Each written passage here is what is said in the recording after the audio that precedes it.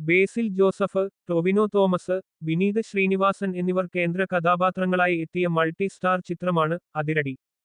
May 14-നാണ് ചിത്രം തിയേറ്ററുകളിൽ എത്തിയിരുന്നത്.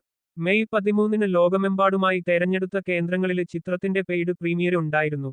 മികച്ച പ്രതികരണമാണ് ചിത്രത്തിന് ലഭിക്കുന്നത്. ആഗോള ബോക്സ് ഓഫീസില് 33.89 കോടി രൂപയാണ് അതിരടി ഇതുവരെ നേടിയിരിക്കുന്നത്. ഇന്ത്യൻ ബോക്സ് ഓഫീസില് മാത്രം 17.89 കോടിയും വിദേശ മാർക്കറ്റില് 16 കോടിയുമാണ് ചിത്രം നേടിയത്. ഒരു mass comedy campus action entertainer ആയൊരുങ്ങിയ ചിത്രം നിർമ്മിച്ചിരിക്കുന്നത് ഡോക്ടർ അനന്തു എന്റർടൈൻമെന്റ്സിന്റെ ബാനറിൽ ഡോക്ടർ അനന്തു എസും ബേസിൽ ജോസഫ് എന്റർടൈൻമെന്റ്സിന്റെ ബാനറിൽ ബേസിൽ ജോസഫും ചേർന്നാണ്. നവാഗതനായ അരുൺ അനിരുദ്ധൻ ആണ് ചിത്രം സംവിധാനം ചെയ്തിരിക്കുന്നത്. സംവിധായകനും ഛായാഗ്രാഹകനുമായ സമീർ താഹിറും ടൊവിനോ തോമസും ആണ് ചിത്രത്തിന്റെ കോ പ്രൊഡ്യൂസർമാർ.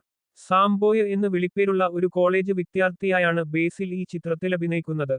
ശ്രീകുട്ടൻ വെള്ളായണി എന്ന ഗായകനായി ടൊവിനോ തോമസ് എത്തുമ്പോൾ വിനീത് ശ്രീനിവാസൻ ആയി തന്നെയാണ് വിനീത് ചിത്രത്തിൽ വേഷമിടുന്നത്.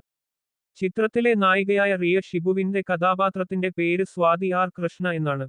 സംഗീത സംവിധായകൻ ഷാൻ റഹ്മാനും ചിത്രത്തിൽ വേഷമിടുന്നുണ്ട്.